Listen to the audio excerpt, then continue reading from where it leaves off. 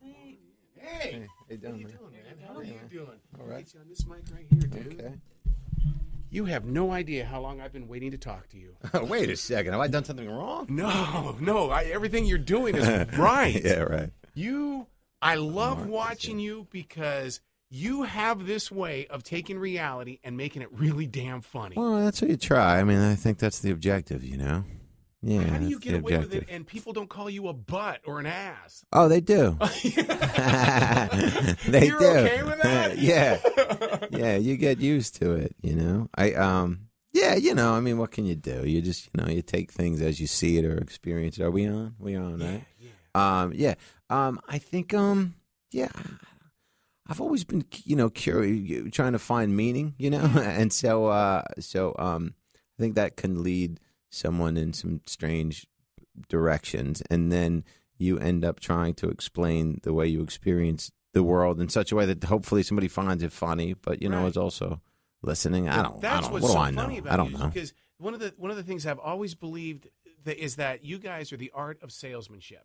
And that Right. you experience it and people laugh because they can relate with you. And it's like, Ideally, this is the dude I'm talking about. Right. Yeah, hopefully they have that response. And even if they don't, you know, if they have a response like, I don't relate to that at all, then, you know, oftentimes they're lying to themselves. But, yeah, no, you try and, you know, you got to do what you find funny, I think so. Yeah. So you find the world pretty funny then? Yeah. I mean, you know, sort of alternately funny and suicidally depressing, but also funny, you know. But even in that, there's funny, right? You know, I mean, there was a I don't want to go into that, Yeah. but there was no, the whole thing, you know, from relationships to you know to what's going on in the world, to the new. I had an observation about there must be 15 shows now about people's jobs, you know, and I was thinking there's Ice Road Trucker and Axeman and Dirty Job and Dangerous. Like, unemployment is so high, we're watching people work, you know. It's like you know, you just have like an observation, and then you take it from there, you know, and try and figure out how to talk about it in a way that's also funny, you know, because nobody wants to hear you lecture. Well, why aren't you doing television and your own show? I mean, because I've had a couple of pilots the last 2 years, and so whether or not something is sustainable on TV, right. I mean, I think my voice is a little bit out there for network TV. It would be hard for me to rein it in to the degree like I can't. To do sort of a smiley kind of, you know, really friendly kind of family scenario. Yeah. I mean, I just don't think that you know, there are people that do that very well. I don't always relate to them, but that's what they do. You know, you see yourself in that Ray Romano family. I would be no, I couldn't. Really? No, Ray is really like that. He's kind of, I mean, in a way, you know, he's kind of sort of that his persona is that of a. Whereas with me, you know, like there are people that, you know, that you'd cast in a show as someone that if you were out of town that you would trust them to take care of your kids. Right. I'm not that guy. I'm the guy that you would cast, you know, the guy that's selling Coke behind a building. You know, that's often the guy I would play. Now, that doesn't mean I couldn't be trusted to watch the kids. I wouldn't sell Coke near them. But but certainly, you know, in an FX-like scenario, I had to deal with Showtime for a pilot, and, you know, and it didn't go. And there are a lot of reasons things don't go, you know. Sometimes it's good and there's no room for it. I mean, they shoot, you know, the average network will shoot like 10 pilots, and they'll pick up like 2 or 3. And even of the ones they shoot, there's like 50 different scripts that they'll comb through. And so, you know, there are a number of reasons. Because I see you replacing Charlie Sheen on anger management, because you seem to be that guy that can sit there in that chair, and these people are bringing up real life situations, and you're coming up with these one-liners. I think your character a scenario like that, I could do. But in the meanwhile, and even if you were doing that, it's that will sort of help ticket sales. But ultimately, I just got to write more material, and, you know, and do a new hour, and just get ready for the next one, and it really never ends. Did you want to look at Jimmy Kimmel and say I'm funnier than you? Well, you don't know, Jimmy's he's got his own kind of, it's those guys are a different kind of thing, you know. It's like the people that that can communicate to a large audience in that context are a different kind of, I somebody like Louis, like. But he really has his own specific voice, I mean, that's why there are a lot of guys who you just wouldn't be hired for. Jay Leno is very good at what he does, but I'm not that type of dude. I couldn't sit on a couch and talk to actors. I would go out of my mind. Sharon Osbourne announced yesterday that she had a love affair with Jay Leno. Is there anybody out there that you would hope come back in 20 or 30 years? Yeah, right. Did she really have she had an actual affair? She's not sure. She said he's a great kisser. Yeah, right. Yeah. He probably never kissed her. Yeah, it was just all from the back. Yeah. There are lots of people that would come back, and I don't know if I would be described as a great whatever, but I might be described as I don't ever want that to happen again, they may say, when thinking about their time spent with me. But the it's interesting. It's an interesting sort of scenario. You try and ultimately you got to identify your own voice and just try to move in that direction. When did you get the guts to walk up there on that stage? Was it an open mic night? Something had to have said, Yeah, somebody asked me to do his show. I don't know if it's guts so much as, it's like there are certain things that feel right. I mean, it's scary the first time, but I don't know. Sometimes it's the manifestation of dysfunction, Sometimes it's like people that go and do so. I mean, sometimes it takes overcoming some sort of fear, but it's it made sense to me. Somebody asked me to do it, and I did it, and it wasn't great, but it was decent, and it made sense. Were you at the principal's office a lot? As a kid, I was thrown out of high school. Yeah, yeah. See, I can sit there just by watching you. I can go, oh, this is the kid I wanted to hang around with. No, but your parents wouldn't have allowed you to. No, it's you try and. I mean, I was always interested in learning and all. I just didn't. My experience with those sort of institutions, like the public school I went to was just dead. Where'd you grow up? In Jersey, for the most part. Yeah. How's it feel with the Jersey Shore on fire yesterday? I just saw that. God almighty. It's terrible. Yeah. I mean, the culture of the Jersey Shore, if it burnt up, I'd be okay. But the actual shore itself, I've got some sort of positive, sentimental memories about. Yeah, it's terrible. I have to I want to go online and look to see the extent of what's really going on. See that? I got to see. It's bad, right? It is pretty bad. Yeah. You being from there, it's going to hurt pretty hard. Yeah. But how do you think Christie's going to come? I bet that man's going to walk in there going, all right, I'm here. Oh, Christie, yeah. Everything's fine now. Everything's okay, yeah.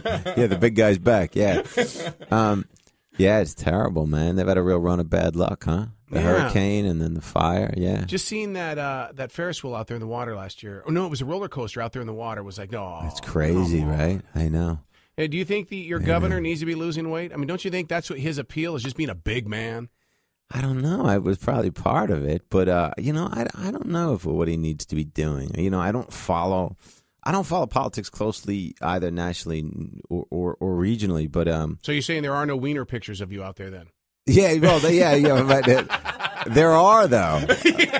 There are, but luckily I'm not running for office. That would seem like one of the most challenging parts of being a politician would be sort of not sort of providing your own your genuine opinion about things. I'm very bad at that. I really actually try to say what I feel, which would make for a disastrous career in politics. I would be a horrendous politician. Really? But isn't that what makes politicians great though? Is that they it's okay to go in there and make a mistake?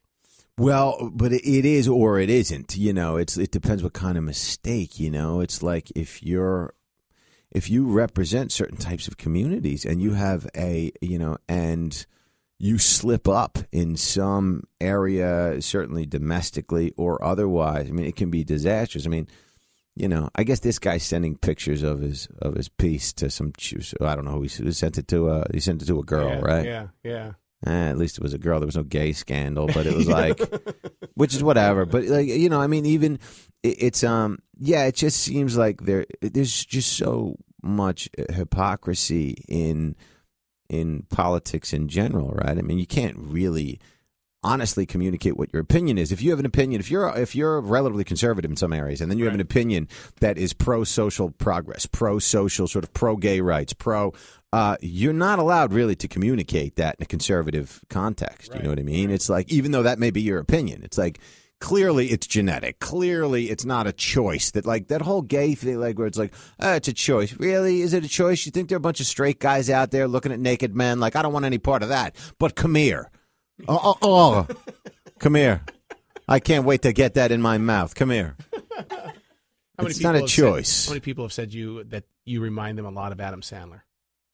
I've gotten Sandler. Yeah, sure. No, I've gotten Sandler and I've gotten a lot of people. Your imagination is I've gotten Sandler. Unbelievable. Are you doing anything animation wise, comedy through cartoons or anything? Or? No, right now I'm developing another pilot and writing, and I'm working on a memoir. I'm working on a book, and really? So I spend a lot of time alone trying to write. I mean, a lot of it's existential. A lot of it's just trying to figure out your own kind of voice. Like, you want it to be funny, but also heartfelt and. Hopefully articulate, and you want it to be entertaining and engaging, and do the things that a decent story does. When you see a film that you're like, it wasn't just funny, it wasn't just sad, it was, it surfs some sort of wave. It's like the other day, I was in a school because they invited me over there because I wrote a book about what I believe that there's going to be a time when September 11th isn't going to be on everybody's mind. Sure, yeah, and the teacher looked at her students the day beforehand and goes, you guys weren't even born yet, and they're all going, then why are we going to talk about this? So she invited me over to read my journals on what was going on in the world. Really? And these kids, they just look at you. Oh, yeah. And they're like going... How do they can they process it? No. I didn't think so. No, they don't get it. Yeah, they just don't get it and stuff like that. So in reality, I mean, as a father, I actually kind of rely on you to keep them up to date. Don't rely on me. Because you're so connected to what's going on that they at least go... Damn it, Dov, man. I don't know if I'm ready to communicate to the kids, but I think listen, there's value in someone who can sort of process certain types of experiences. Like all of the what's my shrink calls it a non-dual scenario. Like the idea that you can both love and hate at the same time. Like even relationships, right? Like I was thinking about, somebody asked me about my relationship. My point was like, you ever love somebody but you don't like them? Like you're like, I love you, but I don't like the way I feel when you're in the area. Like that idea sort of encompasses, and sort of, if you can communicate that, and I think then it maybe it sort of diminishes a lot of the anxiety people have about their feelings, or I think that's relatable to the way children feel about things. It's very, it's either love or hate, where there's just more gray in life than I think politicians or certainly a lot of news outlets are able to communicate. There's just a lot more gray. And so, Do you see yourself as a comedian, or do you see yourself more as three things: comedian, a realist, or are you an actor? I'm a transvestite. Are you? Yeah. I like to dress up as women. That's what I see myself. I see myself in a thong and a dress. No.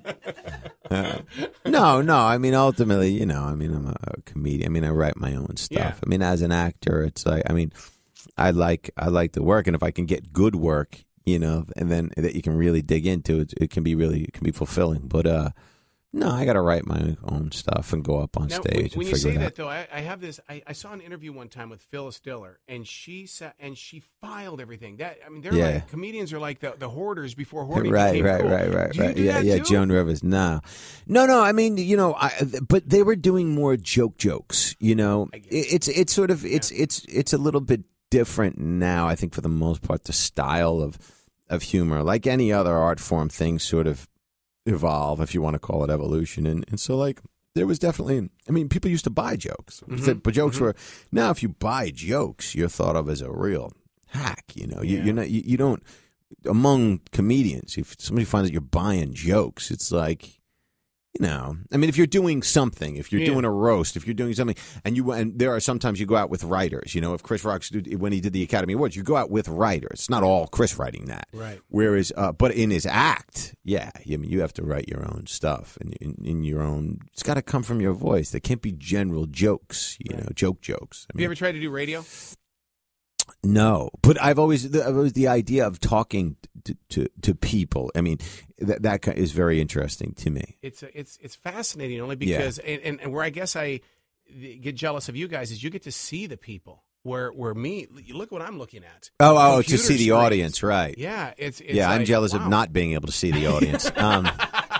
Yeah, they're animals. You should thank God. You should thank God every day you don't have to deal with these people. Yeah. You ever try to do a radio in front of a bachelorette party? You'd want to shoot every one of them. No, but I like live scenarios, and for the most part, I really like the crowds. But you get some real animals from time to time. Hello, young lady. Come on in. Come on in. Hi there. That's right. That's just an intern. You don't have to treat her. No. She's a lovely lady. Take a seat. We're talking about girls in blue dresses right now. Yeah, exactly. Yeah. Cowboy boots, I assume. Yeah, cowboy boots on. There you go. I like a nice boot. You guys in Jersey don't know what cowboy boots are, do you? Well, I don't know a lot about. I can't. I couldn't stitch one up for you, but I know what I like. Did you ever get mad at your parents for not living in New York or anything? I mean, or are you just pretty happy about Jersey? I grew up in a junkyard. There's sweet. No, it was sweet, all right. The New York thing. I think a lot of this stuff gets confused. I mean, Manhattan is its own world. Yeah. Then you've got New York, there's the boroughs, which, if in a working class scenario, are much more like the culture in Jersey. It's not, the Upper East Side of Manhattan is as distant from, parts of Brooklyn as anything in this country. It's like, but where I grew up, it was very strange. My mother was my father was an uneducated Jewish business guy from the Bronx, and my mother was a hippie, WASP Protestant analyst from California who was an intellectual but who was also heavily involved in a cult, and she was buying freeze-dried food, awaiting the inevitable nuclear apocalypse, and then trying to explain it to people in the junkyard. Then there was India, you had to deal with it. We went to India, and there was some third eye stuff going on. Your standard traditional child. So is the pyramid kind of building business before that even became cool? Dude, you were just born in the wrong generation. I don't know. I mean, you were so ahead of your time. No, I wouldn't have gotten along with them either. I don't.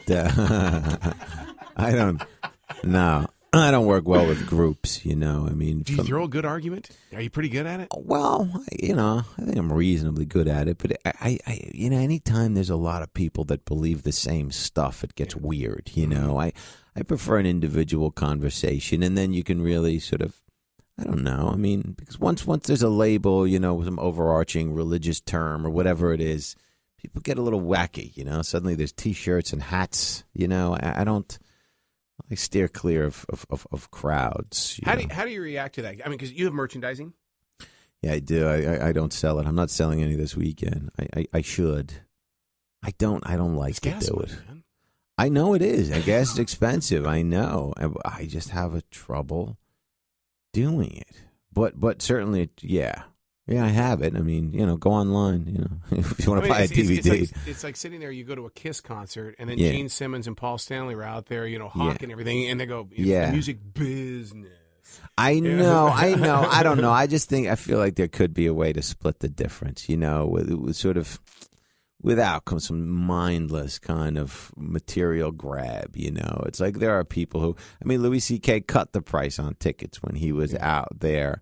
He sort of cut out the middleman, the sort of ticket distributors, or however that business works, the ticket people that when you go on to buy a ticket, the person processing that credit card takes a big fee.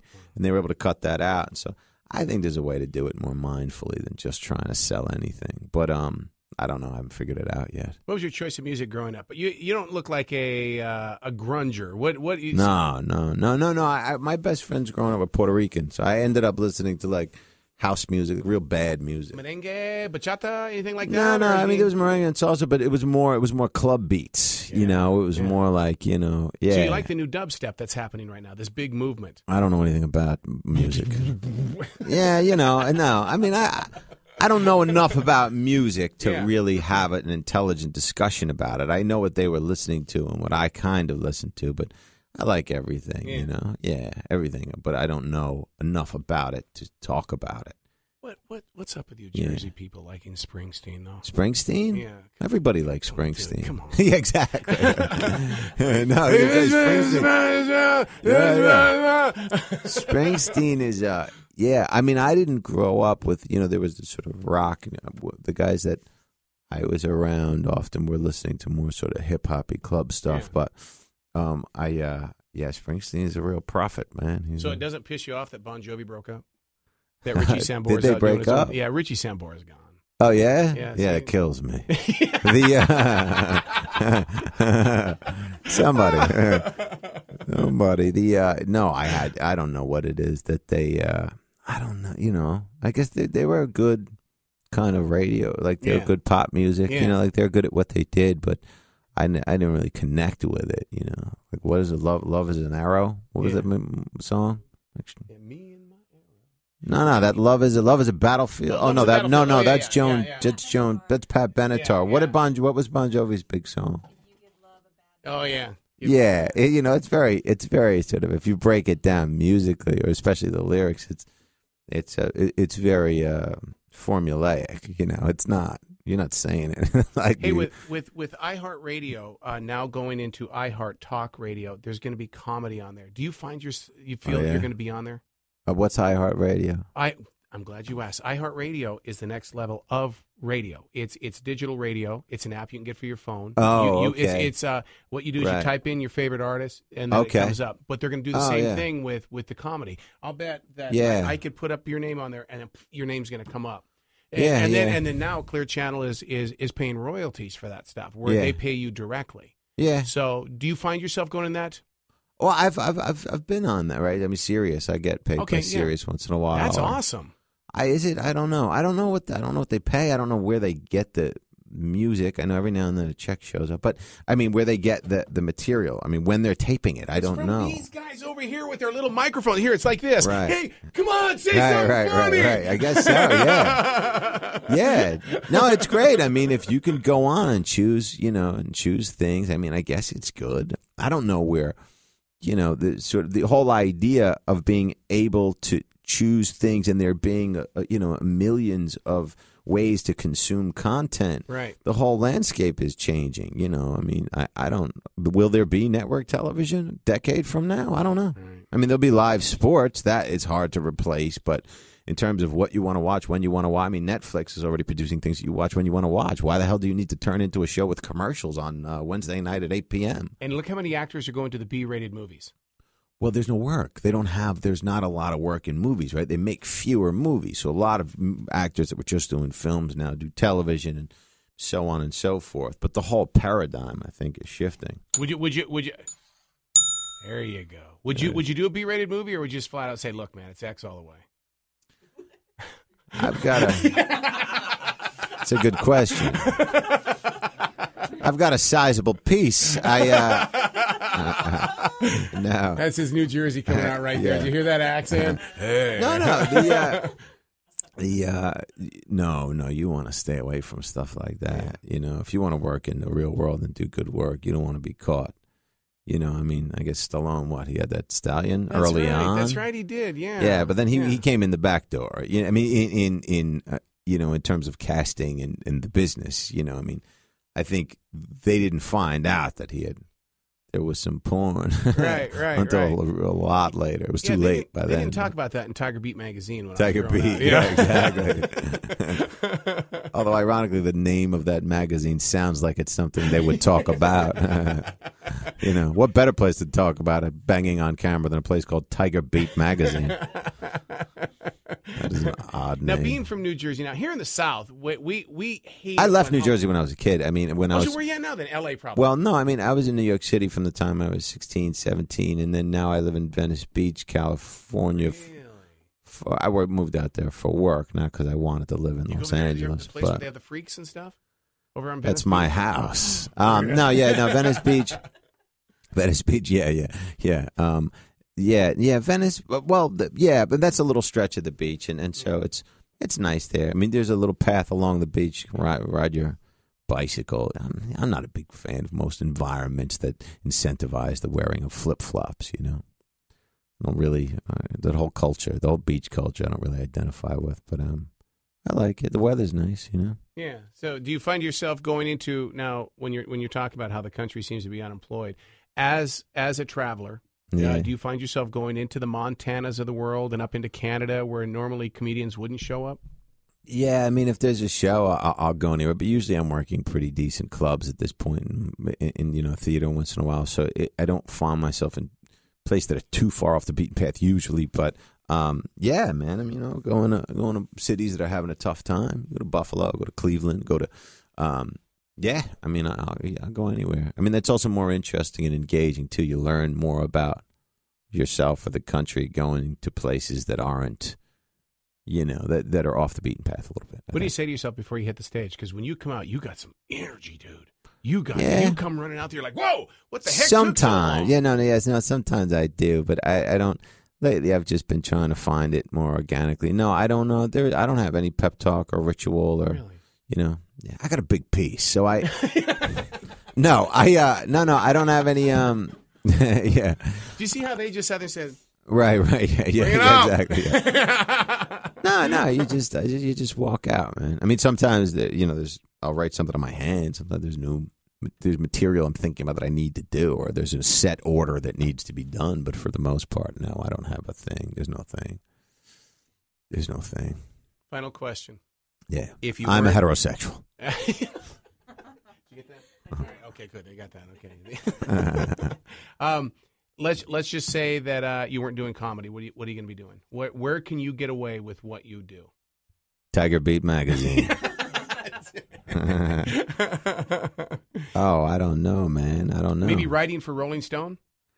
I don't know. I'm not, you have to be able to really concentrate and sustain focus for long periods of time to be a good writer. I mean, I think I could write. I think, I'm writing a memoir now, and it's already been, we made a deal for it. It'll be out probably next year sometime. Maybe I'd write something, maybe some kind of business. I'd be a big problem because I'm not sure what else. That's what's missing from today's business world are those employees that are a problem. Precisely. Because everybody's so politically correct. Yeah, but it's part of business and part of the environment, and I mean, it's I guess that trying to maintain that equilibrium in your life between being able to say what you need to say and say what you can say. You just, I don't know. I mean, nobody can say what they want to say all the time. Wouldn't you like to?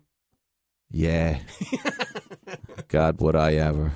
No. But I often do, which is I don't have many friends. But yeah, no, I think I was just thinking of this relationship I've been dealing with. But I say what I have to say to her usually. I don't know. Yeah, I think she's got a borderline personality disorder. Wouldn't this make great radio? This guy, you need to be doing a podcast. Your pacing is phenomenal. I don't know about that, but I know I need to. All right, I'll sit here and coach him how to do a commercial. Yeah. Comedy Zone this weekend, Friday and Saturday. That's right. And for Friday and Saturday night, you're doing 7 and 9:30, correct? No, 10, just a 10, 10:15 on Friday, right? And then 2 shows on Saturday. Okay, 10:15 Friday night, and then 2 shows would be Saturday. 2 shows on Saturday. Yeah, I don't know what times they are.